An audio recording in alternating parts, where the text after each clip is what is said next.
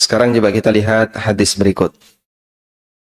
Nabi SAW menjelaskan tentang rukun Islam. Beliau bersabda, Buniyal Islamu ala khamsin. Islam itu dibangun di atas 5 tiang. Syahadati an la ilaha illallah.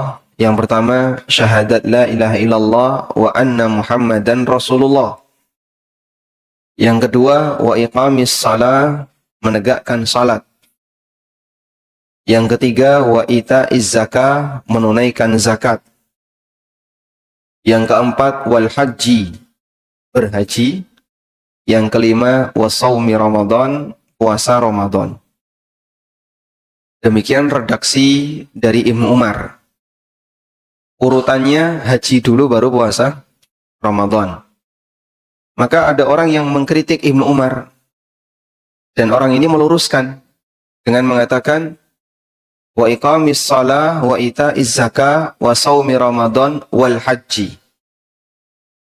Kemudian oleh Ibnu Umar beliau balas, enggak kayak gitu yang aku dengar dari Nabi SAW. Yang aku dengar, wa iqamis salah wa ita'iz zakah wal haji wa shaumi Ramadan. Sehingga kalau redaksinya seperti ini, maka sahabat mengurutkan seperti ini. Meskipun ada redaksi yang lain, di mana Nabi SAW menyebutkan puasa terlebih dahulu, baru setelah itu haji. Pada prinsipnya ini adalah 5 rukun Islam yang disepakati sebagaimana yang pernah disabdakan oleh Nabi SAW. Selanjutnya, Al-Hafidh Ibnu Rajab menjelaskan bahwa Nabi SAW menggambarkan Islam itu ibarat bangunan, di mana 5 rukun Islam tersebut merupakan 5 tiang penyangga utama. Sementara kewajiban yang lainnya, kewajiban Islam yang lainnya ibarat unsur bangunan lainnya, seperti tembok, pintu, jendela, dan seterusnya. Sedangkan amalan sunnah dalam Islam itu ibarat perabotan yang menghiasi interiornya. Sehingga kalau kita melaksanakan sunnah, seperti kita masang ada perabotan, ada meja kursi, ada ranjang, ada lemari, rak, dan seterusnya. Ketika ada orang yang lebih memperhatikan amal sunnah, namun dia tidak memperhatikan amal wajib, itu seperti orang bangun bangunan, tegak, diisi interior, tapi nggak ada tembok. Temboknya aja jebol. Kenapa? Amal wajibnya dia tinggalkan. Yang lebih parah lagi, ada orang yang lebih perhatian terhadap amal sunnah, tapi tidak memperhatikan kondisi tauhid dan iman. Sehingga dia dalam urusan tauhid dan iman rusak. Dolanan klenik, senengane jimat, kalau nggak gitu ramalan. Maka seperti orang yang membangun bangunan, diisi dengan aneka perabotan, temboknya atau tiangnya dirobohkan. Sehingga ambruk bangunan itu. Bisa jadi seperti orang yang mengisi rumahnya dengan aneka perabotan, namun dia merobohkan tiang utamanya, yaitu syahadat. Tentu bangunan itu akan ambruk. Apa manfaatnya perabotan ketika bangunannya ambruk? Insya Allah ilustrasi ini cukup jelas ya. Baik. Makanya kalau kita ingin punya bangunan yang kokoh, berarti harus diperkuat bagian apa Pak? Tiangnya. Tiangnya harus diperkuat. Baik. Sekarang kita akan berbicara banyak tentang hadis 5 rukun Islam. Seorang muslim memahami rukun Islam ini sebagai bagian yang paling penting dalam hidupnya. Dan Nabi SAW tidak menyebutkan jihad sebagai rukun Islam. Tapi beliau sebutkan haji. Ada penjelasan yang disampaikan oleh para ulama. Kenapa kok haji yang disebutkan bukan jihad? Padahal kita tahu jihad termasuk di antara amal besar, amal yang keutamaannya sangat banyak. Penjelasannya adalah yang pertama, haji itu bisa dilakukan oleh siapapun yang punya kemampuan, baik laki, perempuan, sampai pun anak-anak. Anak-anak bisa haji nggak? Bisa, walaupun cuma 2 bulan bisa? Bisa. Sehingga anak kecil dia bisa haji. Tapi anak kecil nggak mungkin jihad. Jihad bawa bayi itu nggak bisa. Jihad kok nggak bayi? Bayinya ditinggal. Karena itu, amalan ini cakupannya lebih luas dibandingkan jihad. Yang kedua, haji itu berlaku sampai kiamat. Sepanjang ada kaum muslimin. Berbeda dengan jihad. Kalau jihad itu ada ujungnya. Begitu kaum muslimin sudah tidak lagi punya musuh, alias orang kafir sudah nggak ada, maka jihad sudah berhenti. Dan itu terjadi setelah Allah Subhanahu wa taala menurunkan Nabi Isa alaihissalam. Beliau bersama Imam Mahdi memimpin kaum muslimin, lalu membunuh Dajjal, para pengikutnya Dajjal, dan orang-orang kafir yang lainnya. Makanya Nabi Isa ketika turun, apa yang beliau lakukan? Mematahkan salib, membunuh babi, dan menegakkan keadilan di tengah umat manusia, termasuk juga membunuh Dajjal dan orang-orang Yahudi. Sampai orang Yahudi ketika itu ketakutan, sehingga mereka bersembunyi. Ada yang bersembunyi di balik batu, ada yang bersembunyi di balik pohon, di balik bukit, di balik tembok, dan seterusnya. Nah, setiap kali mereka bersembunyi, maka tempat persembunyiannya bisa ngomong. Tempat persembunyiannya bisa ngomong. Memanggil, ya mukmin min duni al-yahud. Wahai orang mukmin, di belakangku ada Yahudi. Bunuhlah dia. Sehingga batu itu ngomong. Temboknya itu ngomong. Pohon itu ngomong. Kecuali satu pohon. Apa namanya? Gharqad. Dan mereka sekarang sedang membudidayakan pohon Gharqad. Itu bukti kalau mereka percaya nggak dengan hadis ini? Jadi mereka percaya kalau nanti mereka akan dibantai. Untuk saat ini mereka sedang membantai. Dan mereka percaya nanti kita akan dibantai. Maka disediakan banyak sekali pohon-pohon Gharqad sebagai tempat persembunyian mereka di masa akhir zaman. Kalau nggak percaya kan ngapain menanam pohon Gharqad? Mending menanam pohon apel atau nanam durian, kan ada hasilnya. Karena mereka percaya, maka mereka nandur pohon Gharqad, nanam pohon Gharqad, nanti di akhir zaman akan mereka jadikan tempat persembunyian bagi anak cucunya. Itu bukti bahasanya Yahudi percaya dengan apa yang disabdakan Nabi SAW. Baik. Selanjutnya jamaah dimuliakan Allah Subhanahu Wa Taala.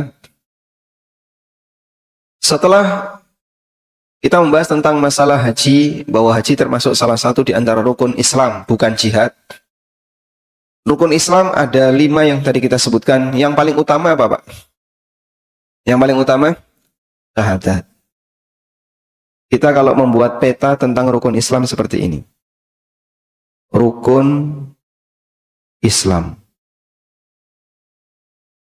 Pertama, syahadat. Yang kedua, salat. Yang ketiga, zakat. Yang keempat, haji atau puasa? Puasa. Dalam sebagian riwayat menyebutkan puasa. Yang kelima, haji. Begini ya. Saya tanya, Pak, kalau haji batal, ada orang yang hajinya batal, apakah puasanya ikut batal? Tidak. Sehingga jika haji batal, amal yang lain tidak batal.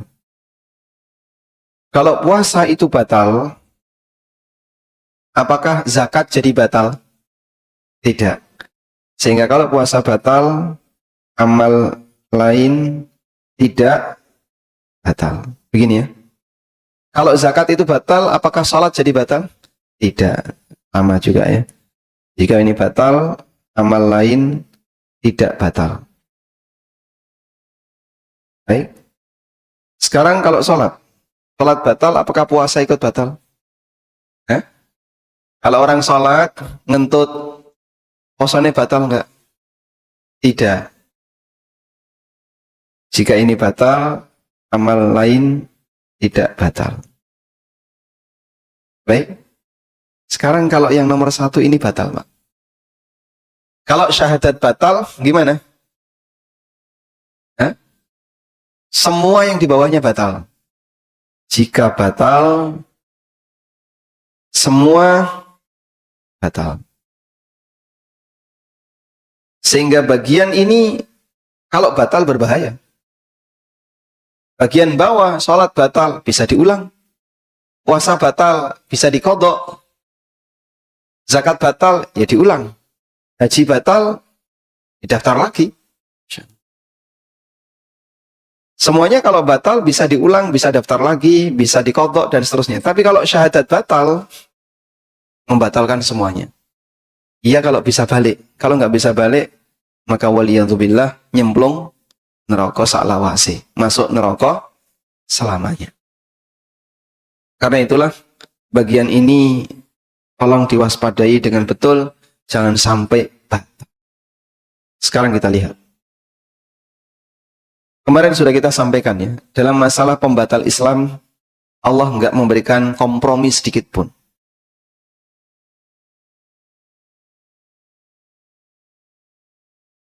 Ini doktrin, bila kita sebut doktrin dalam Al-Quran, atau prinsip yang diajarkan dalam Al-Quran. Laqad uhiya ilaika, sungguh telah diwahyukan kepadamu, wa ilal ladzina min qablika, dan kepada para nabi sebelummu, la in asyrakta la yahbatanna amaluk. Kalau kau berbuat syirik, seluruh amalmu batal. Ini disampaikan kepada siapa? Nabi Muhammad sallallahu alaihi wasallam. Kalau Nabi Muhammad sallallahu alaihi wasallam berbuat syirik, seluruh amalnya batal. Apalagi manusia selain beliau. Maka dalam masalah pembatal tauhid, Allah tidak memberi kompromi, mau orang jahat yang melakukan, atau orang taat, orang jauh atau orang dekat, semua yang berbuat syirik, semua amalnya batal. Sampai pun kekasih Allah Ta'ala, yaitu Nabi Muhammad SAW. Maka ayat ini menegaskan satu prinsip bahwasanya dalam masalah pembatal tauhid, tidak ada ampun. Semuanya amalnya tidak diakui. Dan inilah yang kita maksud tadi, kalau tauhid batal berarti syahadat batal. Jika syahadat batal, semua amal ikut batal, nggak diterima. Dan kalau semua amal batal, orang nggak punya bekal apapun ketika dia yaumil qiyamah, walaupun setitik dzarrah yang itu bisa menyelamatkan dia menuju surga. Baik. Selanjutnya jamaah, Nabi SAW memberikan ilustrasi rukun Islam ini seperti bangunan. Rukun itu apa sih Pak? Rukun. Rukun itu apa? Rukun bangunan. Tiang. Makanya Ka'bah itu punya 4 rukun karena dia tiang penyanggah utama di tepi. Rukun apa saja rukun Ka'bah Pak? Hajar Ismail. Hajar Aswad. Yang kedua, rukun, urutannya. Rukun Hajar Aswad. Terus urutan berikutnya, rukun Iraqi. Selanjutnya, rukun Syami. Berikutnya, rukun Yamani. Ada 4 rukun. Itu kalau roboh gimana? Miring nanti Ka'bahnya. Sehingga bangunan kalau tiangnya hancur satu, maka dia akan ambruk atau miring. Kalau tiang tengahnya hancur, roboh. Ya? Maka Islam seseorang akan tegak jika rukunnya ditegakkan. Islam dalam diri hamba akan tetap tegak selama rukunnya ditegakkan. Dan tentu saja menegakkan rukun ini sesuai kemampuan. Kalau nggak mampu haji gimana Pak? Sampai mati nggak pernah haji. Ya karena dia nggak mampu, dia tidak punya kewajiban untuk melakukannya. Zakat gimana Pak? Kan ada banyak orang yang nggak mampu zakat. Ya karena dia nggak mampu, ya minimal zakat fitrah yang dia keluarkan. Sehingga dia tetap pernah zakat, walaupun hanya zakat fitrah. Tapi pada prinsipnya, kalau Islamnya ingin tegak, dia harus menegakkan 5 rukun Islam. Baik. Nah, dari sinilah para ulama memberikan gambaran seperti yang disampaikan oleh Al-Hafidh Ibn Rajab tadi ya. Ini ibarat sebuah rumah. Mohon maaf Pak, saya tidak pinter gambar. Di sini pelajaran gambar nilai ini paling elek. Anggaplah seperti ini. Dan ini ada ini ya. Betul nggak? Nah, segini aja lah. Iki apa tuh Mas? Bawa kandang wedhus, bawa apa? Gak ngerti Mas. Ada satu tiang penyangga di tengah. Kayaknya salah ini. Nah, begini ya.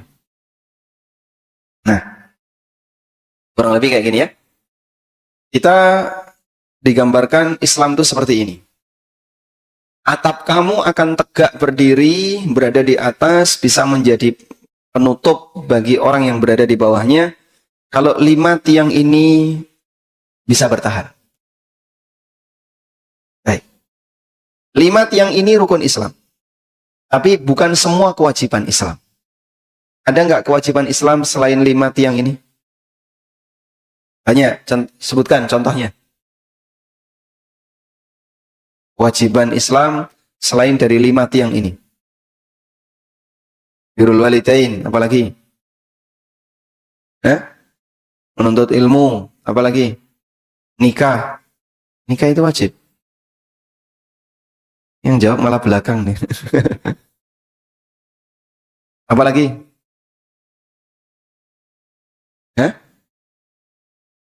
Apa Pak? Kewajiban Anda sebagai suami itu apa? Memberi nafkah kepada istri dan anak-anak. Terus apa lagi? Ngomong cucu. Wis tua yang pikiran. Baik. Jadi ada banyak kewajiban selain 5 rukun Islam ya. Kita sepakat itu. Maka 5 rukun Islam itu seperti apa? Seperti tiang penyangga utama. Seperti tiang penyangga utama.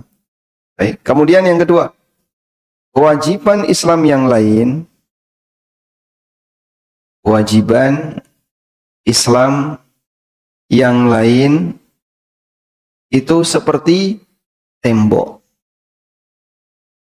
luar. Rumah seseorang akan bisa menghalangi dirinya dari cuaca dingin, panas, binatang buas, dan seterusnya jika dia punya tembok. Kalau nggak punya tembok, maka bisa diserang oleh musuh dengan sangat mudah. Sedangkan amal sunnah seperti apa tadi? Perabotan. Maka apabila ada orang yang lebih mementingkan kewajiban daripada rukun Islam, kewajiban yang lain dia kerjakan, tapi rukun Islamnya disepelekan, seperti mematahkan tiang tengah, tapi dia masang tembok di tepi-tepi. Lebih parah lagi kalau dia hanya mementingkan amal sunnah, tapi tidak melakukan kewajiban, seperti masang perabotan, tapi temboknya dijebol, dan seterusnya. Sehingga kalau kita ingin menjadi orang yang rumahnya kokoh, berdiri tegak, komplit, pertama, tiangnya harus dikuatkan dengan belajar tauhid dan iman. Yang kedua, bagian temboknya dikuatkan dengan kita kerjakan bagian-bagian yang wajib. Yang ketiga, tambahkan dengan amal sunnah agar rumah kita makin indah. Wallahu a'lam. Baik. Selanjutnya kita akan bersambung berkaitan dengan masalah manfaat mempelajari tauhid. Ada satu prinsip di mana tauhid selalu menyertaiku. Ajaran tauhid harus selalu mewarnai hidup kita. Kemanapun kita bergerak, tauhid harus dijaga. Termasuk ketika kita mengkaji disiplin ilmu yang lain. Ilmu tauhid harus tetap diikut sertakan. Sehingga saat kita belajar bahasa Arab, belajar ilmu fikih, belajar yang lainnya, pondasi tauhid harus selalu menyertainya. Ini penting ya. Karena kalau orang belajar bahasa Arab, tapi tidak punya akidah yang benar, dia bisa saja terpengaruh dengan paham-paham yang lain. Contohnya, Bapak kenal istilah Mu'tazilah? Mu'tazilah. Pernah dengar nggak? Barusan dengar ya? Itu sekte apa Pak? Itu Pak, Mu'tazilah itu Pak. Itu sekte yang terlalu mendewakan akal. Dan mereka banyak bermain bahasa. Karena itu Mu'tazilah dalam permainan bahasanya sering kemudian menyimpangkan tafsir yang lurus dari Nabi SAW maupun para sahabat. Karena bagi mereka ini lebih sesuai akal dan logika. Nah, makanya kalau orang belajar bahasa tapi tidak punya pondasi akidah yang kuat, bisa jadi ketularan Mu'tazilah. Nah, kalau sudah ketularan Mu'tazilah, bahaya. Sampai punya keyakinan-keyakinan yang aneh. Contohnya apa, Pak? Tidak percaya dengan takdir. Jadi, menurut mereka, adanya hal yang buruk itu ciptaan manusia. Bukan ciptaan Allah. Padahal kan di alam ini, semuanya diciptakan oleh Allah. Contoh yang lain, mengatakan Al-Quran itu makhluk. Sehingga karena Al-Quran itu makhluk, maka Quran sejajar dengan kita sebagaimana makhluk yang lain. Hanya saja perlu dihormati karena dia makhluk yang mulia. Dan seterusnya. Itu contoh bahaya ketika orang belajar ilmu tertentu tapi tidak diiringi dengan akidah yang benar. Hal yang sama juga orang belajar ilmu fikih. Kalau tidak diiringi dengan akidah yang benar, maka belajar ilmu fikih itu fungsinya hanya untuk belajar debat. Belajar fikih, tapi maksudnya ingin belajar pinter debat. Atau ada yang cuma belajar fikih untuk golek-golek alasan. Di fikih itu kan ada rukhsah, ada keringanan. Ya. Sehingga dia belajar fikih untuk nyari-nyari rukhsah dan keringanan. Dan seterusnya. Banyak orang yang dia belajar tapi untuk menyimpang. Nyari-nyari alasan. Agar dia bisa meninggalkan kebenaran. Sungguh sangat berbahaya. Saya kasih contoh Pak. Anda sudah ngantuk belum? Kalau sudah ngantuk, contohnya saya tambahkan ya. Jadi tentang fikih muamalah. Fikih muamalah. Di Indonesia, fikih muamalah itu ada 3 madhab besar di Indonesia, Pak. Yang saya ketahui ya. Karena yang lain tidak begitu terlibat. Perlu diceritakan nggak? Yang pertama, madhab yang sangat longgar. Jadi apa-apa serba boleh ini. Hampir yang dilarang itu sedikit sekali. Dan kalau dilihat ya, fatwa-fatwa yang diterbitkan boleh. Jadi hampir semuanya serba boleh. Ini seperti yang banyak dipakai oleh beberapa lembaga keuangan syariat. Lembaga keuangan syariat. Jadi dikit-dikit kami sudah punya fatwanya, Tapi terlalu longgar. Enggak apa-apa kalau diperhatikan ini kok jadi serba boleh. Yang kedua, terlalu ketat. Ini lebih cenderung yang boleh-boleh dilarang. Ini akad ini nggak boleh, akad ini nggak boleh, akad ini nggak boleh. COD itu dilarang menurut pendapat yang kedua ini. Kemudian apalagi praktek bangun rumah, pesan bangun rumah itu nggak boleh karena itu bukan istisna. Dan yang lainnya. Ini cenderung HTI di Indonesia. karena sudah tidak ada kan, jadi saya sebutkan ya. Jadi kajian-kajiannya masih banyak, dan dalam masalah muamalah mereka itu terlalu ketat. Yang ketiga, pertengahan. Saya sebut pertengahan, tidak ekstrim seperti yang pertama, yang terlalu permisif, dan tidak ekstrim seperti yang kedua, yang terlalu ketat. Tapi mereka lebih merujuk kepada penjelasan para ulama internasional. Nah, pertengahan ini yang digawangi oleh beberapa asatidzah Ahlussunnah.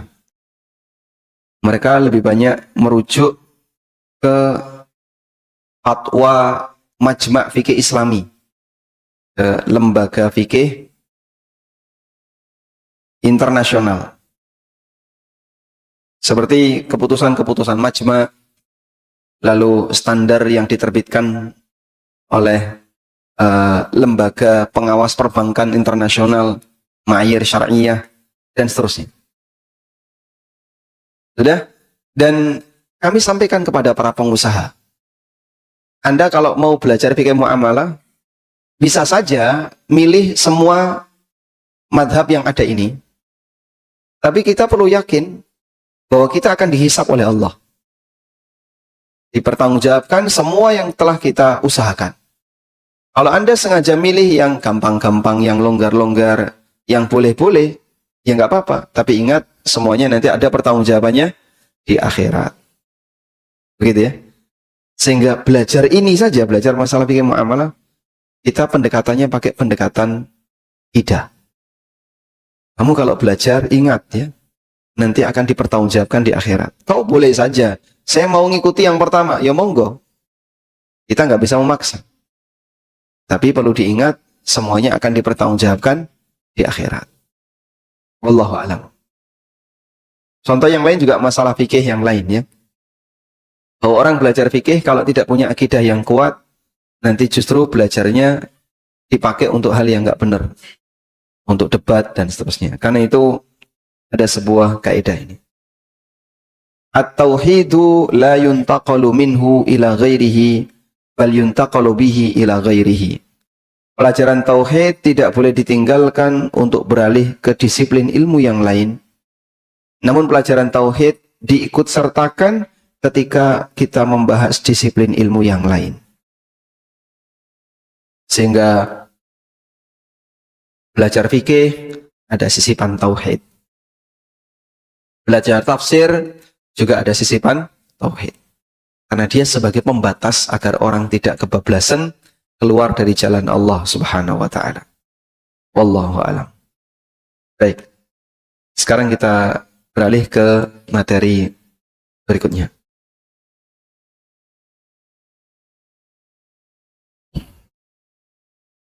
Materi berikutnya judulnya apa, Pak? Jangan lewatkan sehari tanpa menambah ilmu. Jadi kita upayakan setiap hari itu nambah pengetahuan agama walaupun sedikit. Karena begini, manusia lahir. Saat mereka lahir dalam keadaan apa? Dalam keadaan nol. Semuanya serba nol. Lahir nyekel duit nggak, Pak? Mungkin di antara ibu-ibu ada yang waktu lahir bawa cincin? Ada? Nggak ada. Sehingga semuanya serba nol. Kita semuanya nol. Ketika lahir tidak punya harta sama sekali, tidak punya kekayaan sama sekali, dan tidak punya ilmu sama sekali. Nol harta, nol ilmu, nol. Itulah kondisi manusia ketika lahir. Lalu Allah Subhanahu wa taala memberikan kepada manusia ini kemampuan. Ada kemampuan. Nah, kemampuan itu ada yang sifatnya insting. Kemampuan yang sifatnya insting. Ini berkembang sendiri. Contoh ya. Instingnya manusia gimana, Pak? golek pangan. Maka sejak bayi dia sudah punya insting gimana caranya nyari makanan. Apa yang dia lakukan? Nek ngeleh, nangis. Nah, orang tuanya menyadari bayi ini lapar, akhirnya disusui. Itulah insting. Insting yang kedua, dia insting gerak. Bayi itu tidak pernah diajari untuk tengkurap. Tapi dia gelundang-gelundung dewe, tengkurap. Padahal dia tidak pernah nonton video caranya tengkurap. Ada nggak tutorial tengkurap bayi gitu ada? Nggak ada. Tapi dia dari mana bisa tengkurap? Hah? Insting. Awalnya narik-narik badannya, narik-narik kakinya. Ya, depannya bisa tengkurap, bokongnya raiso kan. Demikianlah bayi. Dan dengan instingnya itu akan berkembang dengan sendirinya. Ya? Dan ada kemampuan melalui belajar. Ini nggak bisa pakai insting. Yang belajar ini tidak bisa dengan insting. Kalau pakai insting saja, orang jadi, Pak. Harus melalui proses belajar. Belajar di sini bisa bentuknya meniru. Bisa bentuknya memahami kalimat. Kalimat itu bisa bentuknya perkataan atau tulisan. Maka pasca seorang hamba itu dia diberi oleh Allah kemampuan berdasarkan insting seperti makan, kemudian gerak, dan seterusnya. Dia kemudian belajar untuk memahami yang lebih dari itu. Nah, di bagian yang kedua inilah yang disebut dengan ilmu. Di mana orang mengetahui sesuatu melalui proses belajar. Ada yang dari niru. Lihat, oh bapaknya kalau masak kayak gitu, bapaknya, ibunya kalau masak kayak gitu, kalau nyalain kompor kayak gitu, kalau mau mandi pakai air panas caranya kayak gini, Nah, dia niru. Disinilah pentingnya kita mengajarkan akhlak kepada mereka. Jadi akhlak itu meniru. Gerakan-gerakan ringan itu meniru. Termasuk bagaimana cara berpakaian itu meniru. Dan ada yang bentuknya memahami kalimat. Ini ada penjelasan berupa perkataan orang datang di pengajian. Ada yang tulisan, dia baca, terus dia paham, dan seterusnya. Ya? Nah, kita berusaha gimana agar nol ini bisa naik. Puncaknya berapa? Nggak ada ujung. Tanpa ujung. Sebab ilmu itu tidak ada ujungnya. Ujung ilmu itu di mana, Pak? Hah? Kalau itu ujung waktu, kematian. Ujung ilmu itu berapa? Tidak ada. Jadi kalau kita ditanya, kamu bisa nggak dapat ilmu 100%? Ya nggak tahu, nggak bisa. Ujung ilmu itu nggak ada. Sebab di atas orang yang berilmu, ada yang lebih berilmu. Maka ilmu itu sesuatu yang tanpa ujung. Sebab ilmu puncak hanya ada pada Allah Subhanahu wa taala. Wala yuhituna bi syai'in min ilmihi illa bima syaa. Dan tidak ada orang yang bisa meliputi semua ilmu Allah kecuali apa yang Allah berikan. Sesuai dengan apa yang dia kehendaki. Allah kasih ilmu kepada sebagian hamba. Sementara yang lain tidak dikasih. Demikianlah pengaruh dari belajar. Ya? Maka belajar hakikatnya adalah mengurangi tingkat kebodohan tadi. Biar kita nggak berjalan di tempat nol terus.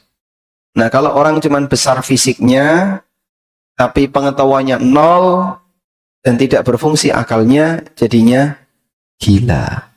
Begitu ya. Tapi ketika orang itu berfungsi akalnya, nol ini akan naik. Sesuai dengan kemampuan dia dalam belajar. Nah, di buku saya sebutkan. Ketika kita dilahirkan, kita dalam kondisi tidak mengetahui apapun. Hingga Allah membukakan untuk kita ilmu dan pengetahuan setahap demi setahap. Allah Ta'ala berfirman, Wallahu akhrajakum min butuni ummahatikum la ta'lamuna syai'a. Allah mengeluarkan kalian dari rahim ibu kalian dalam keadaan kalian tidak mengetahui apapun.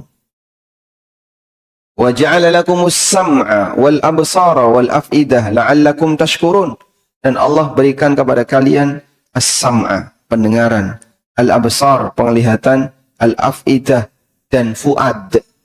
Al-af'idah itu bentuk jamak dari kata fuad, artinya hati, batin.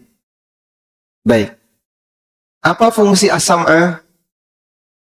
Untuk mendengarkan. Al-absar untuk melihat. Dan itulah dua saluran kita dapat ilmu. Bapak dapat ilmu kan bukan dari indera penciuman kan? Saya mencium aroma ilmu. Atau dari indera peraba. Saya meraba ada ilmu di sini. Ya, kecuali orang yang pakai huruf braille ya. Tapi itu kan kondisi khusus. Baik. Sehingga secara umum ilmu didapatkan dari apa? Dua sumber, pendengaran dan penglihatan. Lalu di mana ilmu itu ditampung? Di fuad. Ibaratnya begini ya. Bahwa ini mana saya ilustrasikan seperti gilingan itu aja ya.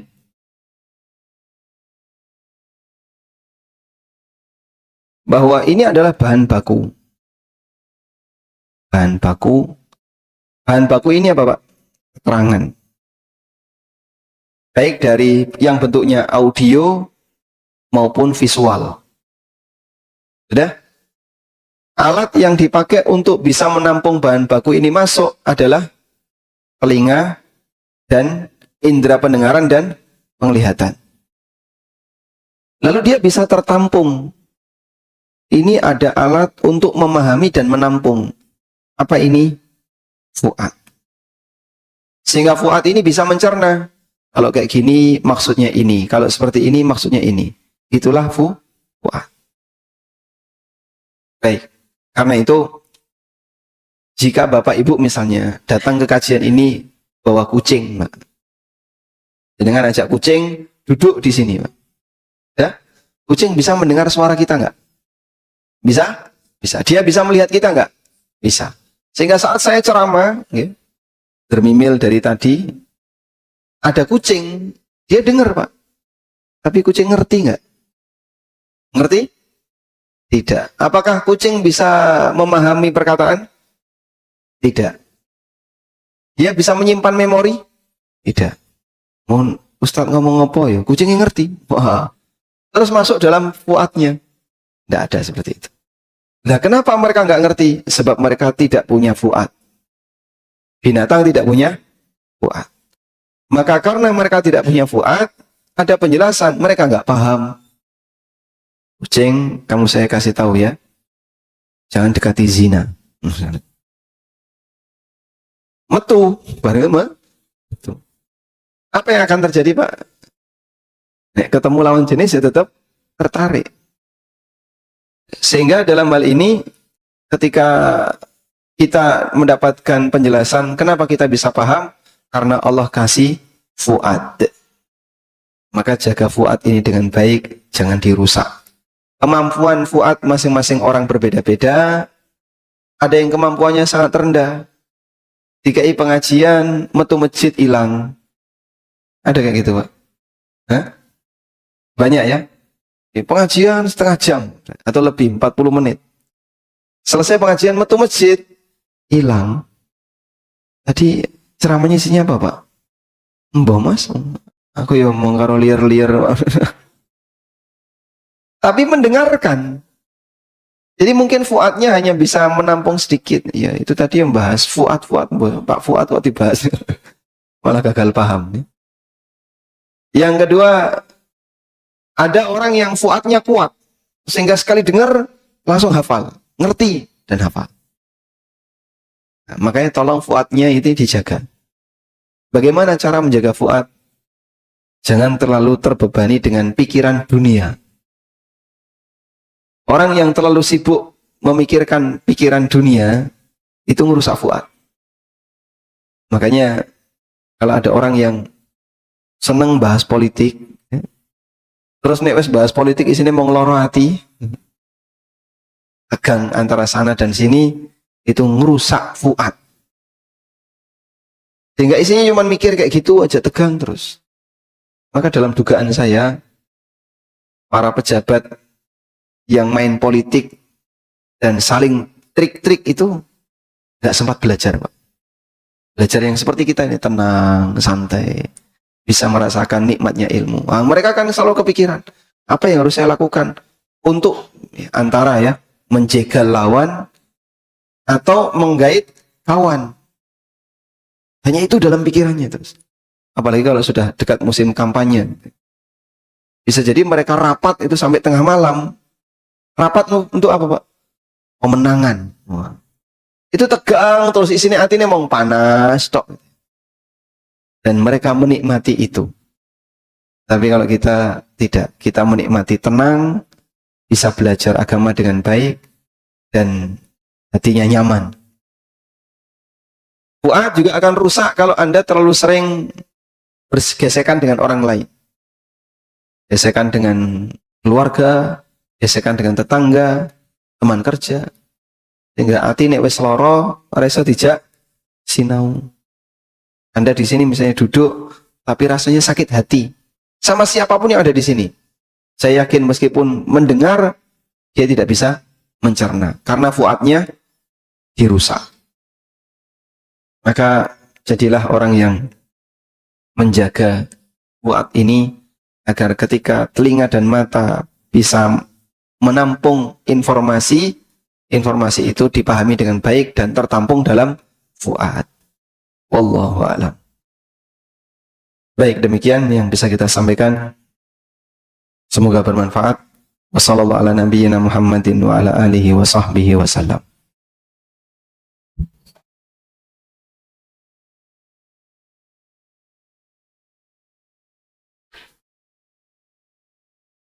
Ada pertanyaan. Assalamualaikum. Waalaikumsalam. Adzan subuh kumandang di sekitar kami, waktunya berlainan.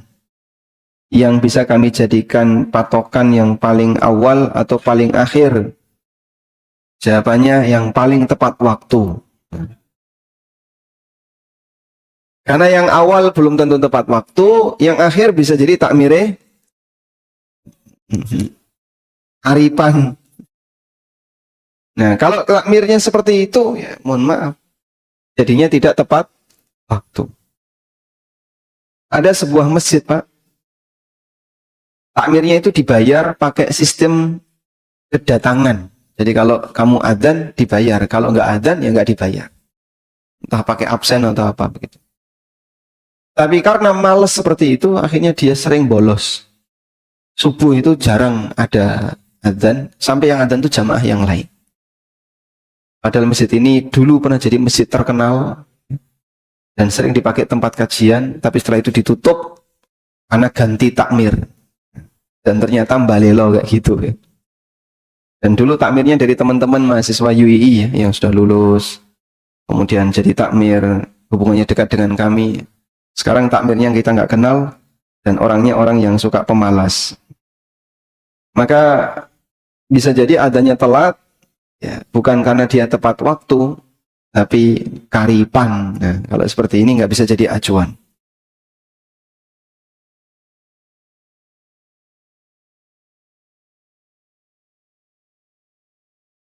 Assalamualaikum. Waalaikumsalam.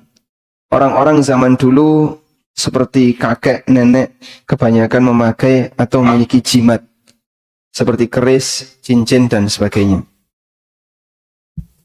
Ketika mereka sakit atau sakaratul maut, anak dan keluarganya membuang jimat tersebut, sedangkan si pemakai dalam kondisi tidak sadar, dibuang supaya mudah meninggalnya.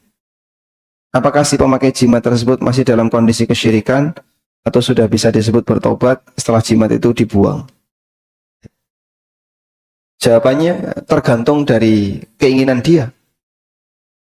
Bisa jadi ada orang tua yang sudah mendekati ajal, wis sekarat, tapi dia masih cinta sama jimat. Sehingga sebenarnya dia nggak pingin jimat itu dibuang. Nek iso aja mbok buang. Hingga anak turunmu. Maksud dia biar nanti dirawati oleh anak-anaknya. Berarti dia sudah tobat belum? Belum. Maka yang lebih penting kasih tahu. Sebelum dia dalam kondisi sekarat. Kalau sudah sekarat, sudah tutup kesempatan tobat. Kalau masih sadar, masih bisa diajak ngomong, diajak berpikir. Simbah, niki kerisnya tak buang ya, arep tak bakar. Kok tiba-tiba nyampluk? Berarti dia tidak ridho, kerisnya dibuang. Wani buang keris, kata kei warisan. Wah. Padahal wis arep mati ya. Gimana terus seperti itu? Berarti yang bersangkutan belum tobat. Maka kasih tahu, nih simbah mati dalam kondisi ini, belum meninggalkan keris, nanti jenengan mlebu neraka sak lawase. Ora apa-apa. Aku wis duwe jimat. Wah, ini sembrono kayak gini ya, terlalu nekat. Baik, yang bersangkutan kalau seperti ini berarti belum tobat. Sehingga dia harus diajari agar dia mau tobat dari keris. Kalau sudah tobat, walaupun keris itu belum dibuang, nggak apa-apa. Yang penting sudah tobat. Yes, aku wis tobat, aku nyesel duwe barang-barang kaya ngono. Soalnya aku wis mati, tolong barang-barang itu didol. Ya salah mbah kok didol. Lah dia apa no? Dihancurkan. Ya wis dihancurkan. Yang penting dia tobat. Sehingga kalau dia sudah tobat, walaupun untuk ngerusak keris itu menyusul waktunya, nggak masalah. Yang penting sudah tobat. Baik. Apakah benar kalau memakai jimat matinya tertunda? Salah atau benar? Salah. Kenapa? Karena jimat tidak bisa menentukan ajal. Tapi nyatanya Pak, sing duwe jimat iki jarene angel mati. Orang mati-mati sampai jimatnya dihancurkan. Ya memang belum waktunya. Belum datang ajalnya. Nah wis loro-loronan kaya ngene wis gak iso apa-apa. Sudah sakit-sakitan gak bisa apa-apa. Itu bisa jadi hukuman yang disegerakan. Sehingga misalnya dia mati di tahun 2028. Dia mati di tahun 2028. Ya? Bulan Desember 2027, berarti 2028 yang bulannya belum jelas. Misalnya Allah tetapkan fulan ini akan mati di bulan Januari 2028. Desember 2027, dia sudah nggak bisa ngapa-ngapain. Stroke, loro, reso ngomong, dan seterusnya. Orang berpikir, wah ini punya jimat, makanya nggak mati-mati. Ya dia memang belum waktunya ajalnya kan di 2028. Ini baru 27. Tapi kok sudah sakit-sakitan kayak gini? Bisa jadi hukuman yang disegerakan. Sebab ajal itu semuanya ada di tangan Allah. Idza jaa ajaluhum fala yastakhiruna sa'atan wala yastaqdimun. Kalau sudah datang ajalnya, tidak bisa ditunda walaupun sesaat dan tidak bisa disegerakan walaupun sesaat. Sebab yang namanya ajal itu murni ketetapan dari Allah. Jimat tidak bisa membuat orang panjang umur. Maka tidak benar kalau ada anggapan bahwa orang memakai jimat matinya susah karena dia umurnya panjang. Ini salah. Yang benar Allah Subhanahu wa taala yang menentukan kematian hamba. Wallahu a'lam.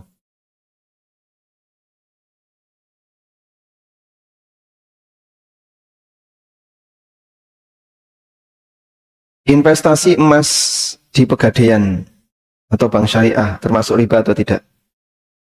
Baik. Jawaban pendeknya riba. Jawaban panjangnya riba.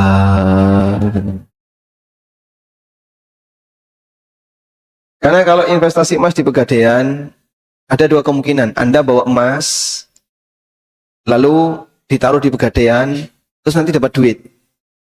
Ya? Saat Anda mau mengambil emas itu, duitnya dikembalikan plus tambahan. Jadinya apa ini? Utang dengan gadai emas. Di mana emas itu jadi objek gadai. Atau yang kedua, Investasi emas dalam bentuk orang datang dengan store duit, misalnya 1 juta. Nah, harga emas 1 gram 1 juta. Terus dicatat, dia nitip emas 1 gram. Berikutnya store 1,5 juta, dicatat, dia nitip emas 1,5 gram. Mau dicatat itu. Ya, setelah terakumulasi 50 gram, baru diserahkan. Berarti saat dia beli emas, 1 gram, 1,5 gram, 2 gram, emasnya sudah ada belum? Belum. Karena belum ada, maka transaksi ini namanya riba nasi'ah. Duitnya dulu, emasnya belum ada. Itu namanya riba nasi'ah. Dan nggak boleh seperti ini. Wallahu a'lam. Baik, mungkin demikian yang bisa kita sampaikan. Semoga bermanfaat. Wassallallahu ala nabiyyina Muhammadin